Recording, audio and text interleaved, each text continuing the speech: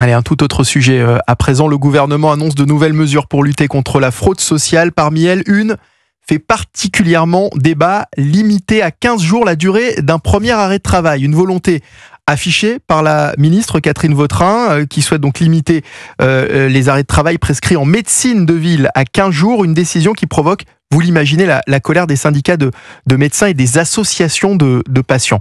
Alors, évidemment, le gouvernement, on le voit, serre la vis face aux abus. Des abus, il y en a, mais le problème, c'est que c'est le rôle, normalement, des médecins de réguler. C'est le rôle des médecins de juger s'il y a abus ou pas, Paul Melun. Oui, je suis assez d'accord. On a vraiment l'impression, et quelque part, on en parle beaucoup à votre micro, et c'est normal, que l'État réfléchit à la façon dont il peut réussir à faire des économies dans une situation où le budget de l'État il est sclérosé, dans une situation où on est en déficit chronique et où on a une dette record. Donc on essaie de réfléchir partout. On a réfléchi au train de vie de l'État, là on réfléchit à la fraude sociale, ce qui est un vrai sujet et un vrai manque à gagner quand même pour l'État et pour les entreprises. Donc moi je crois que il convient de tout remettre à plat. Si on remet à plat tout ce qui touche aux arrêts de travail, je pense que ça va dans le bon sens. Après, vous savez, le problème c'est que moi il y a quelque chose qui me fait toujours peur, c'est la punition collective. Je pense qu'il ne faut pas tomber dans une mesure qui pénaliserait des gens qui sont légitimement souffrants et qui ont besoin de temps loin de leur lieu de travail. Donc il faut vraiment se méfier. Et dans le même temps, c'est là que je vous dis que je suis un peu partagé, on a tous des cas de figure en tête, d'histoires qu'on a connues, qu'on nous a rapportées ou que des dirigeants d'entreprise nous ont rapportées, où on voit qu'il y a des gens qui ont abusé aussi sur les arrêts de travail et où, à un moment donné, ils font aussi peser sur la communauté, sur la solidarité nationale, puisqu'on a un modèle d'État-providence extrêmement solidaire et que moi je trouve ça formidable, ils font peser sur la communauté un certain nombre de fraudes. Donc vraiment, il faut essayer de trouver, c'est un dilemme qui est pas facile, j'en conviens, mais il faut essayer de trouver un équilibre entre la sanction collective qui serait dévastatrice et qui pourrait coûter aussi à la santé publique dans un premier temps, et aussi à essayer de surveiller, de mieux contrôler, peut-être avec des contrôles aussi inopinés, un certain nombre d'arrêts de travail qui ne sont pas légitimes. Les abus, ils existent, là-dessus, il y a pas de doute. Catherine Vautrin estime l'économie réalisée si cette mesure est adoptée de 5,5 milliards d'euros. Alors c'est vrai que ça paraît énorme, mais comme le dit Paul Melun, c'est vrai que ça risque aussi de poser problème pour de réelles pathologies, des patients qui auraient réellement besoin d'un arrêt de longue durée. Moi, je suis très exactement sur la même ligne que Paul Melun s'agissant de cette mesure. Non pas qu'il ne faille pas lutter contre les fraudes et ces fraudes documentaires et ces arrêts maladie abusifs, mais la manière dont la ministre procède me semble dangereuse. Dangereuse d'abord pour les patients, dont certains doivent pouvoir avoir des arrêts maladie de longue durée.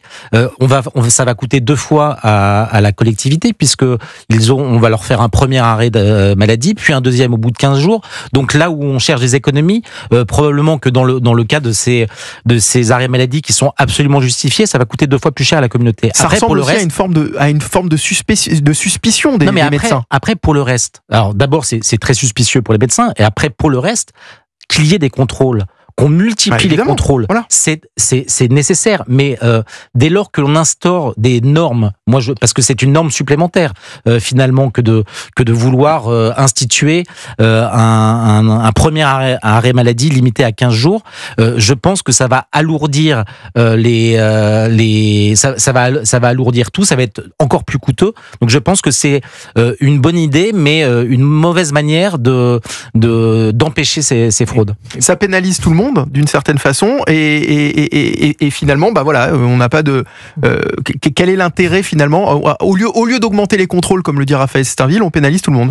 Oui, puis il y a un effet collatéral qui pourrait être dommageable sur la santé publique, c'est que il faut pas qu'il y ait des gens qui se disent parce qu'il y a une complexité croissante au plan administratif pour prendre mon arrêt maladie, je ne vais pas le prendre et je vais quand même aller travailler. Je pense par exemple à des gens qui ont des métiers pénibles. Si vous voulez, il faut pas que ça crée une espèce d'autocensure de l'arrêt maladie au prétexte qu'on va se dire il va y avoir plus de complexité, il va y avoir plus de contraintes, plus de normes. Donc il faut être prudent avec ça. Après, effectivement, moi sur les contrôles, j'y suis pas opposé. Faut pas rentrer non plus dans la société du flicage où certains collègues vont dire oui c'est bizarre, on l'a vu à la piscine alors qu'il est censé être en burn-out. Vous savez qu'on a vu aussi, Paul, on a vu aussi la facilité dont certains pouvaient arriver à obtenir des arrêts maladie.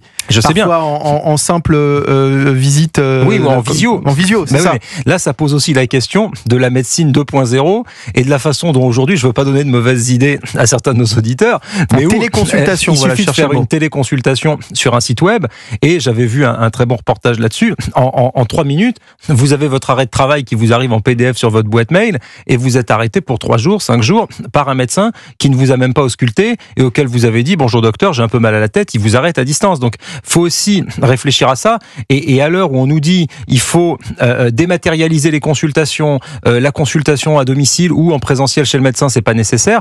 Faut aussi peut-être se poser la question des dangers de cette médecine 2.0.